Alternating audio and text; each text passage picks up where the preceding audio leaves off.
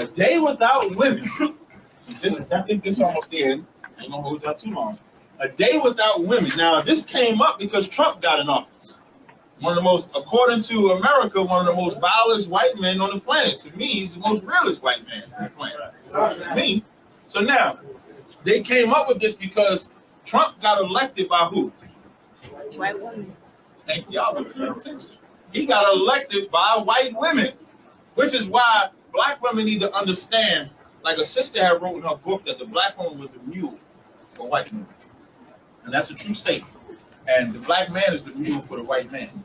And we don't realize how much we get used to where they seduce. And I'm going to show y'all something about black women and how far y'all actually come in America, on America's terms, to where y'all should never associate with white women anymore. But black women have become so seduced. Here it is. They said Trump is worse because he said grab him by the box or grab him by the vagina. And he's so vulgar. Now, when you think about Trump getting in office, who was his opponent to get in office? Ain't she a woman? A white woman at that, right? Ain't that the time for the feminists to come up? That's the feminist come up, ain't it? That should be the time. Hillary should have won by a landslide from at least, if she, let's say, if she wouldn't have won. The percentage of women, the white women that voted for Trump was 54%. So that means Hillary got 46. If the white women really wanted women to roar and be strong, it should have been like 80-20, maybe 90-10 in support of Hillary from white women. So why do y'all think it is that they voted for Trump? Who wants to take a guess? Anybody? There's going to be a lesson for you black women. Who want to take a guess? Nah, I know you know the answer. You get it, sis. The stand behind the white man. To do what? The standing behind the white man. Give that girl a hand. Badell. Badell? She said heavy. She said to stand behind the white man. You know why she would stand behind that white man? Because although Donald Trump is vulgar as hell, because he disrespects women, she also knows that he won't let another woman, another race touch her. So he'll put her in office because he has a military standing behind him, a power behind him. If an African says something to me, if an Arab says something to me, he will bomb the hell out of the whole country for me. And that's more important than him saying grab me by the box. Meanwhile, if a brother say something sideways, 911 right on the dot. Black women, you rather have the power over the man than the protection that the man can only give you. Right. And the power that you're taking is destroying you. Because the only power you can get outside of a black man is either a white man or that white woman that you chose to join. And of course, I got a biblical description. We just celebrated the Feast of Purim. For those that don't know, the Feast of Purim was about Queen Esther, who was a queen under a king of another nation. She hadn't seen that king in a minute. And here it was, one of the king's servants put out a decree to kill the Jews. And Mordecai, who was an Israelite, was mad at that and sat at the doorstep, tore off his garments. He was in ashes, but he was a peasant in comparison to the queen. Who did Queen Esther listen to? Did Queen Esther listen to the king, or did she listen to the peasant? Who did she listen to? Anybody know? She listened to the peasant. That should be a lesson to black women. That black woman was a queen in the kingdom, and she used her power to belittle herself, to humble herself to a peasant. And when she humbled herself to that peasant, freed the whole goddamn nation. Right. Now imagine if black women like Michelle Obama, when she was under that heathen, did that. Right. You would actually free your people. But when you love other people more than yours, you're destroyed. Right. That's why the Bible is the only answer, because you'll never get a scenario like today anywhere else but the Bible. Period. That's why I pulled up Purim. So now, the organizers behind January's March on Washington are using Wednesday as a day of action to spotlight the economic power and value of women and the contributions to society in paid and unpaid labor. Organizers hope to call attention to economic injustices that women face, such as lower wages, gender discrimination, sexual harassment, and job insecurity. This day is also intended to push for gender justice. You cannot have a day about nothing in America without gender justice. Y'all know what gender justice is, right? That's where them faggots come, excuse my language. That's where them lesbians come. That's gender justice. Recognizing that trans and gender non-conforming people face equally compelling issues of discrimination and marginalization. And since we've been in America, every time they've had an active public right for black people, gays are always a part of it. Martin Luther King's right-hand man was who? Who knows? Bayard Rustin, an open homosexual. That's who's a part of our organization. So now give me the next slide. Education. So now let's look at the education of the black woman to see if she need to be marching with the white woman to care about white women's problems, or is she just being used to push the white woman's propaganda? It says a new report confirms that black women are now the most educated group in the United States. So what are they marching for? It says, but we still have a long way to go for pay equity. According to the National Center for Education Statistics, between 2009 and 2010, black women earned 68% of all associate degrees awarded to black students, as well as 66% of bachelor degrees, 71% of master's degrees, and 65% of all doctorates awarded to black students. Black women is killing it in the game right now. Right. I don't know why they need to march for education. Right. But when you don't know, when you just go by media propaganda, it seduces you. The report also says that the percentage of U.S. college students who are black increased from 10 to 15% from 76 in 2012, while the percentage of white students fell from 84% to 60%. By both race and gender, a higher percentage of black women are enrolled in college than any other group, topping Asian women, and white men, meaning more black women are in school than anybody on the planet in America. So what you're marching for? But when you don't know this type of information, when you've been seduced, that's why I brought it from slavery. That's why I showed the DNA. When it's in your DNA to subject yourself unto the punishment and torture, you don't think to look it up. You just follow, well, I'm going to hate Trump because the white woman hate Trump. You don't even really know why you hate Trump. That's why, like, a lot of people got mad at me when I said I wanted Trump to get in office. I really did. I'm going to tell you why. If we would have had Hillary Clinton in office, we'd have been under that same 8-year spell Obama put us under. Looking for another opportunity. Having Trump in office allows you to face the white man in his purest form. Right. When you think of your president, when you salute that goddamn flag and say, I pledge allegiance to the United States, now you got to think of a real devil, of a real diabolical beast that you know hates you. And it should make you question who you're giving your loyalty to. Should your loyalty continue to go to America, or should it go to that homeless brother that needs a meal, to that sister that's been molested, to that brother that's on drugs? Where should our loyalty go to? We got to reanalyze our thought process. Keep going. Black women, now we're going to look at this. The day without women have anything to do with black men. Black women have made the greatest strides recently. In 2011, 33% of employed black women have jobs in management or professional occupations compared to 23% of black men.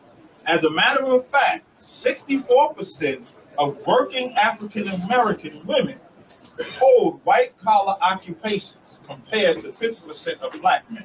36% of employed black men hold blue-collar jobs compared to 8% of black women. So even in corporate America, black women are winning. So when they said we got to do that marching, well, black women had to do that marching, what was you really marching for? How much more? You was doing fine without a march. Like, before you ever march, you was killing it. You 64% of white collar. Women don't want to do no labor anyway.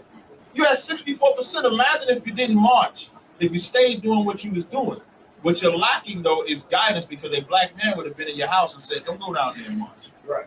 My wife didn't go down there and march. She knew she ain't supposed to have nothing to do with that. No brother in the Israelite school I.S.U.P.K. wife said, I'm going down there and march. That's right. I don't know about the rest of y'all. Y'all probably see y'all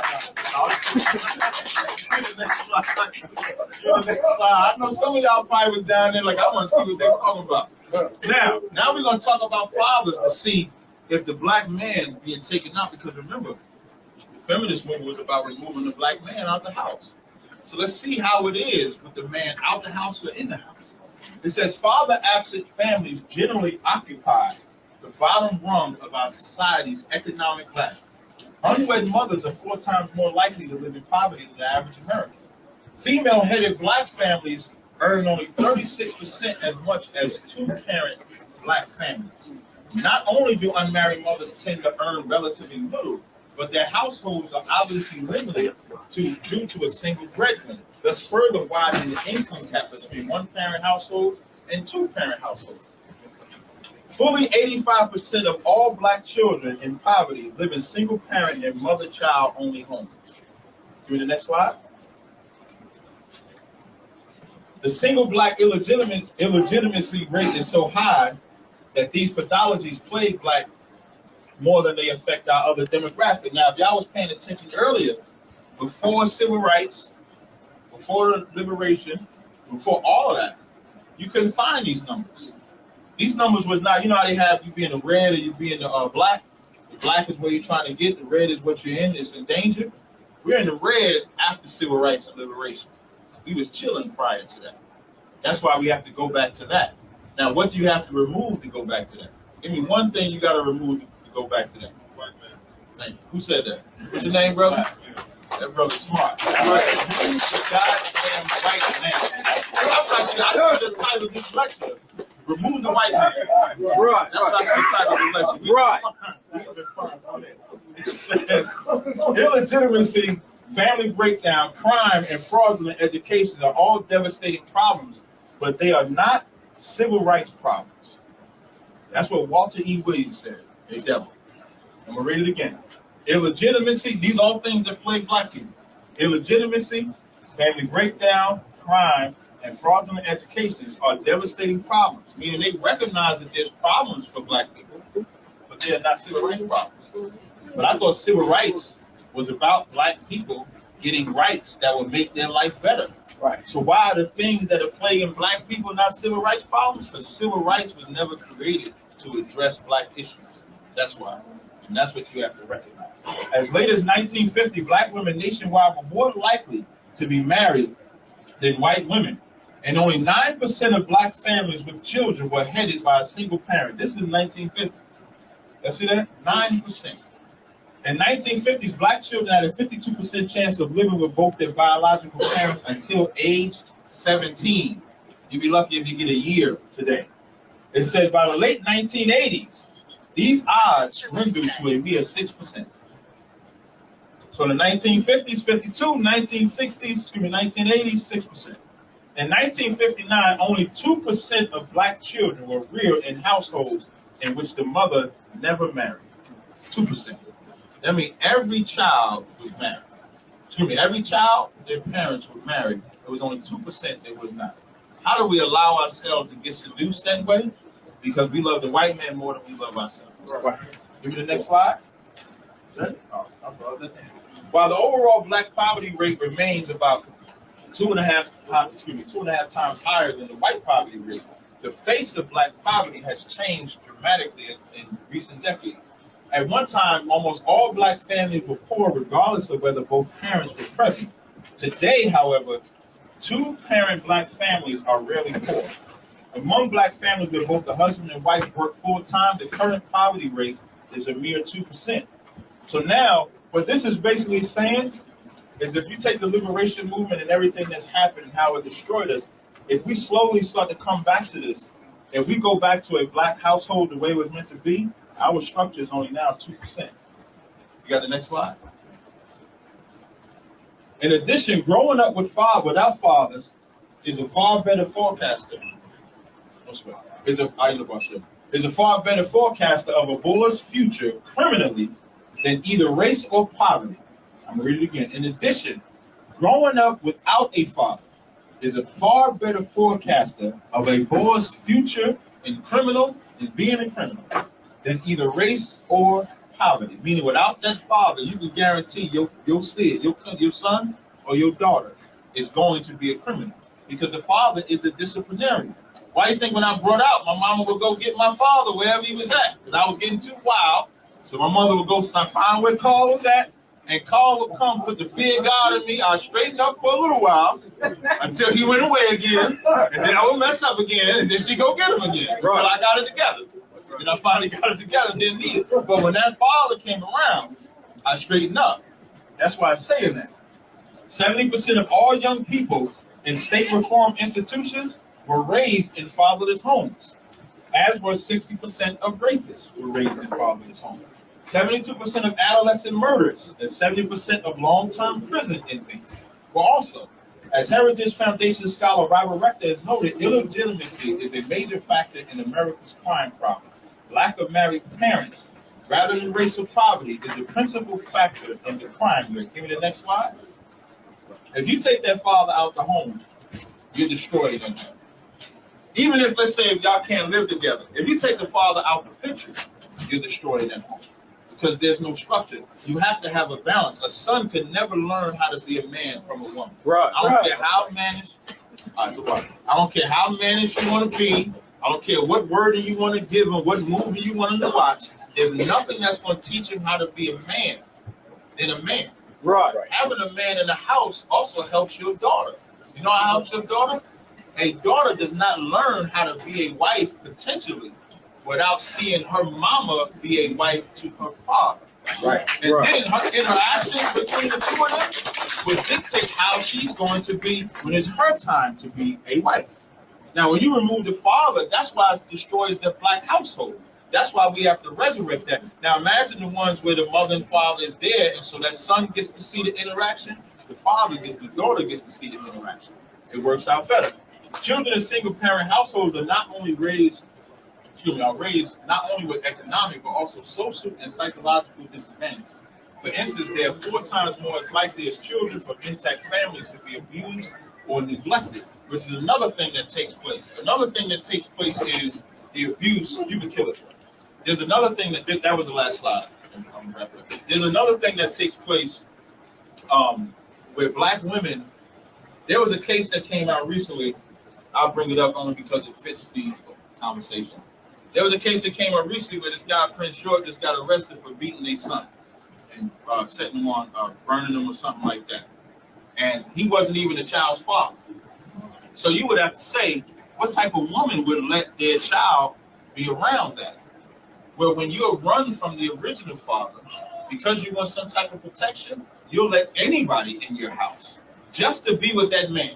To be with that man, there was in that movie, I'll bring up that movie, Medea's Family Reunion, for example.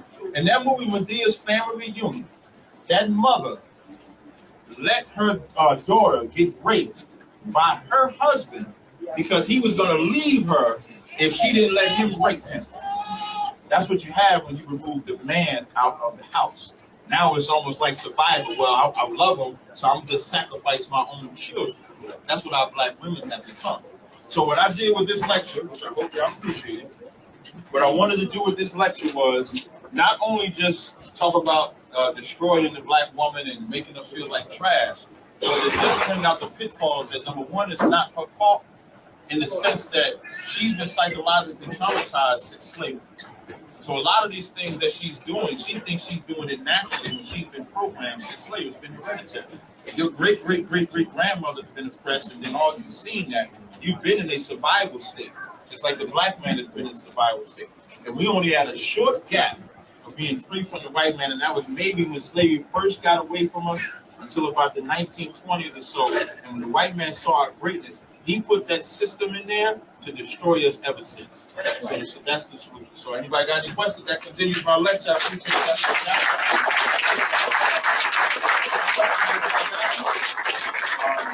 Try not to have you all along. Don't teach me, please. I have a question. But if we've both been traumatized, it still may not, even though we come together, it still makes people some problems that create still incest, abuse, because our minds have still not been healed. The healing starts with this truth, and that's the Bible. That's why when I was bringing out the scriptures, understanding the order that's supposed to be between a man and a woman, and understanding, like, if you don't think that you're traumatized or think that you're bothered, you'll never actually go to get fixed. Everybody goes to the doctor all the time and get what? Medicine, right? Well, the Bible is the medicine for black people. In order for us to get healed, you have to be willing to take that medicine. And medicine don't taste good. Anybody ever take medicine that was nasty? I think all medicine is nasty, ain't it? But you taking that medicine because when you wake up in the morning, that cough congestion is going to be gone. That pain you had in your knee is going to be gone after you took that medicine. So we have to be willing to take that medicine. Without this truth, without the Bible, you may have moments of peace, but it'll never be fully fixed until we get to the truth. Okay, I need to change the time, but I noticed a few brothers out here have a problem. They like to end and be verbally abusive. Right. So how do you handle a man? I mean, I don't have a man like that, but how would you handle? No, I don't have a nice one. Right. But how do you handle somebody who's like that? Because I find out here other of my girlfriends that date men are verbally abusive, or they like to be physically abusive. So what's up with that? Well, in some I mean, cases, I know you don't have all the answers, but I'm just saying a lot of brothers out here like that. what I would say first, if I were to give a scripture answer, 1 Peter 3:1 says a woman with a chaste conversation can bring her man. Now, in some cases, that's not always the answer. What I tell all my sisters and my brothers when they're facing problems like that, just call us and we'll take care of it. We'll solve the problem. No, I see, like, y'all automatically go to bottom. Y'all gonna come and beat them up? No. We're not talking about coming and beat them up. But, like, we're counselors. Like, we're counselors. Okay. So we can counsel that brother, we can counsel that sister, we can counsel that sister and tell her what she's saying that's setting them off. Then we can counsel that brother to not go off what she's saying. Because again, you have that problem. Like we were all, like the brothers that you see in the UPK, they were all different walks of life.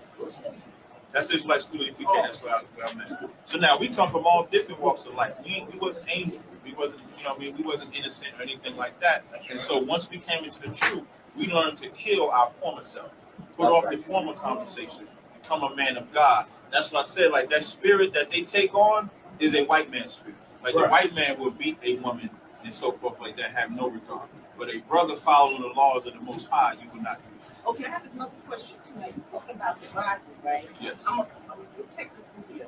Now, I have a problem with that Bible. No, I'm being honest with you, because didn't the Bible come out of Europe when you were back, when you were at, we didn't have that Bible until the white man came into Africa. So, is this the King James Version? This is your own new edition Bible? I'm being real here. No, that's fine, that's fine. Don't let my laughter fool you. I'll take it serious. Because I have a problem with the Bible that came from Europe and they brought that over, and that's what they used to enslave us. I'm just being real. No, that's fine. Okay, so what Bible you going? Is this the King James Version that came out of Europe? Which one are you going to? The black people, you're Okay, so now, I want to know. I'm curious. no sweat. So when it comes to the Bible, first of all, the Bible is just a translation of Hebrew and Greek. The Bible is a translation of the Hebrew records. So when you read Genesis in English, you can find Genesis in Hebrew. They call it a Torah or a Tanakh. And it existed long before the King James Version. The King James Version is the one that we use is because it's the closest translation to the Hebrew and the Greek. Now, when you say it comes from Europe, when you say it comes from King James was not a white man. That's a misnomer. King James was a brother. You ever heard of the Dark Ages? Yes. The Dark Ages was dark to the white man because black people were ruling Europe. Right. About 300 AD to about the 1300s. So the Stuarts, where King James comes from, all of those were black men. And the reason why King James he didn't write the Bible, first of all. He just had the top Hebrew scholars and Greek scholars translate. And the reason why he was having it translated is because the white Catholics was trying to alter it all the way. So he fought against them to make sure that we have the proper Bible.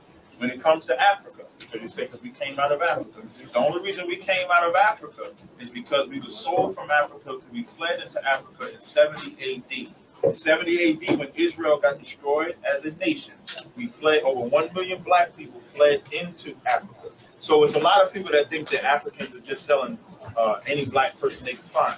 But Africans knew exactly who they were selling. They were selling us. That's why when you look up the records of slaves, you look at their names, you'll see that they had Hebrew names because we knew exactly who we were when we came over here. So it's not a European book. It's just here's how you know it's not European. Jesus Christ, right? You're familiar with that name, right? Who's Jesus Christ? Is he white or black? I'm going to say he's black. I don't know. No, okay, give me the popular notion of Jesus Christ. I say he's black. No, not what you say. Give me the popular. Oh, they say he's white. He's white, right? Can you find that in the Bible? No. That's how you know that it's not a European concept. So wait a minute, you're moving too fast. I'm sorry. So wait, I'm trying to see. So you're telling me that King James was a black man. Right. Okay, so why do I hear this stuff that King James was gay and he was bisexual and all this stuff? Because he was fighting. Number one, that didn't come out about King James until about 40 years after he died. And that was again by his constituents who was trying to defame him. But there's no proven history that King James was gay. he wrote a letter to his son that told him not to be gay, to excuse from wearing women's clothing, piercing your nails, and everything. And here's another key thing. You're talking about the King James Bible, right? You know, the King James Bible say mankind shall not lie with mankind, right? Right. Faggots write Bibles today, and they take that out. Right. So King James was gay, he would have took that out. Because I was kind of turned off, and that's my little own spiritual Don't do your own, sis. And I was saying, the Bible came out of Europe, so what's going on here? But where can I find that information? When I you gotta said don't leave. If that they don't find it in my King bag, that's my bag right there. was a It's black not in there. man. That I need to How's hard?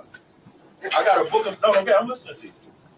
I'm just trying to get everything that you said, but I was kind of turned off by the Bible because of that, you know, because I was getting kind of confused here. I have a book in my car, whether we get through the Now, how Q&A much before you leave. I'm not selling it. It's my book. I'm not selling you the book. I'm just going to show it to you. But whether we do it now or afterwards, I'll show you in the book the history of King James, how all of them, and they knew they was Israelites too. They used to call themselves Jacobs and so forth. But I was kind of turned The book off. ain't that expensive though. It's only like $19. Because I was kind of turned off because I studied all kind of different religions and different aspects. And I was having a problem. All my friends go hallelujah to the church with that Bible. I'm saying, Right. what are they praying to the Bible for? That's what they used to conquer. So I was like kind of confused. Well, a lot of them are not praying. A lot of them are not praying to the Bible or to God. They're praying to that white Jesus that you're affirming. Right. And so we are stuck on a lot of imagery. That's why I say, what is the popular image of Christ? You said white boy. But when you actually read the Bible, you find out that he's not. So what you have to really analyze is if these white people lied about how he looked, what else did they lie about? What else did they keep from us? You understand? And then the part that you said about learning from these different things, don't do that. The Bible said, the Bible stop. You should stop right now. Because the Bible said that's weariness of flesh. You'll be learning and never able to come to the truth because you're too busy trying to learn everything. You got to ground yourself. I was told that. Okay, well, I'm going to tell you again. All right, who else? Wait, before I come back to you. You can let her go. You can let her Okay, no sweat. Good. It's a Black Woman Day, right? So that's what we are. Yeah. When you read First Maccabees 3:48, it said that young men wore warlike apparel. And that's where we are. And Black women need to see strong Black men. You see the opposite,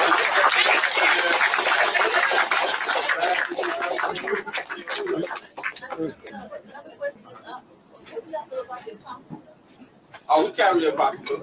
The Apocrypha is the gap between the Old Testament and the New Testament. That's where you get the Feast of Dedication. That's where you get Maccabees. That's where you hear about Alexander the so-called Great. You got Ecclesiasticus, Ezra. So the Apocrypha is the gap in between. And that was one of the things the Roman Catholic Church was fighting King James on. That's why the word Apocrypha means hidden. Because King James was battling over that because they wanted that to be in there. Okay? Anybody, brother? First, I want to say, thanks for all the information and stuff I learned from y'all. But I Speak up a little bit. And I got left like a trumpet, right? Yeah. So a lot of young females I've met now, they'll say stuff like, they'll date a woman, they'll date a man, they'll date a bisexual, quote unquote man, but they will not do polygamy or multiple wives thing, which baffles me because if you're dating a man that likes men, why wouldn't you try that? So like, what's your how do you teach them that that's not wrong? That's what we teach every day on the streets and in class. And then you'll be able to teach that. And that's just what America gives. America has taught, like when we talking about monogamy, which is in essence what we're talking about, because even if whether they're dealing with whatever sex, they only want one-on-one, Yeah, is what you're saying, right? Monogamy is something that was created by the white man. There's no other culture that ever taught monogamy. That's not an Israelite culture. That's a white man's culture of monogamy. And so really you're just battling this world. So you just have to battle it like that. I would recommend, where you from? Well, you took like my Where you? oh yeah, no, I mean like what you mean, my Like, where child. you live at right now? Oh, I live in the 90s. Come to class. I came a couple like last month and y'all was wrapping up the Oh, okay. in the corner. All right. So, but when's the classes? I'll let you know after class. All right. I mean after this here. The classes are open? Say again? The New York classes is Yeah, it'll open. be open soon. I know you. No, you know. Anybody else have a question? Sis in the back? Thank you for this lecture. It's very productive. Thank you. When you talk about women needing to be discreet, unfortunately, the people that probably need to hear it are probably not here. Unfortunately, I was hoping to see a lot more sisters here, and I'm a bit dismayed that they aren't here. I mean, most of the sisters are here. I can feel their vibe. They probably know this already, but women should really practice hard in being discreet with their clothing. Because, you know, showing your breasts in the street is not appealing. Right. And it's just, I don't think But a that's lot why of, we'll do more. yeah, Like, we'll do it's more, and then we'll you just know, do and you're promotion to showing get your people. stomach in the street, exposing your body all over the street like that. And then they wonder why the men don't stay. It's Right. like, Not only don't stay, but they wonder why the men talk to them in a certain manner. yeah, Like I remember Dave Chappelle had made a joke, but he was telling the truth. He said he saw this woman and she had her breast out, like puffed out. He was like, "Damn, look at them titties." I'm saying it like he said it. I don't normally talk like that. So he said. So the woman was like, "Just because I'm dressed this way don't mean you have a right to talk to me that way." And Dave Chappelle said, "Well, you got to understand that's confusing. It's like if I walk out in a cop's uniform, people are going to expect me to uphold the law. So we have to be mindful of the way we dress. You understand? But we'll keep pushing it." yeah. The other thing is, and this brother talked about it, I was hoping since we were talking about women that you would have touched base a lot more on the issues of polygamy. I'm from a polygamous household. I'm a second wife, and that was very hard for people who knows me. I did that already, sis, in October. I was talking about this class. Say your man lecture. I was talking about this class. Oh, okay, I'm sorry. This class for women. Oh, okay, I got it. It's usually the women who have challenges with polygamy. Right. Not necessarily the men. The men may have challenges with how to go about managing and handling that issue, but it's usually the women who have problems with even accepting it. Okay, well, when I speak on it again, I'll make sure I add that into it. I'm pretty good at it, so I'll make sure I add that subject to it. Okay? Anybody else? All right, with that, I'd like to thank y'all for coming out.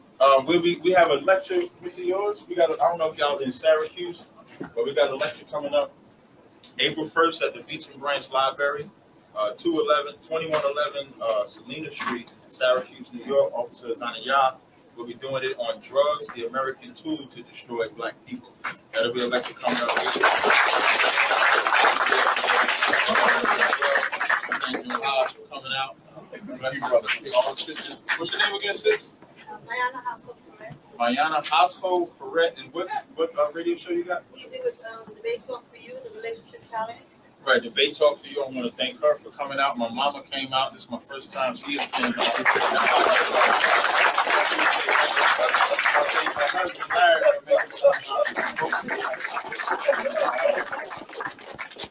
I think that's it. So I'd like to thank y'all for coming out. God bless. Good night.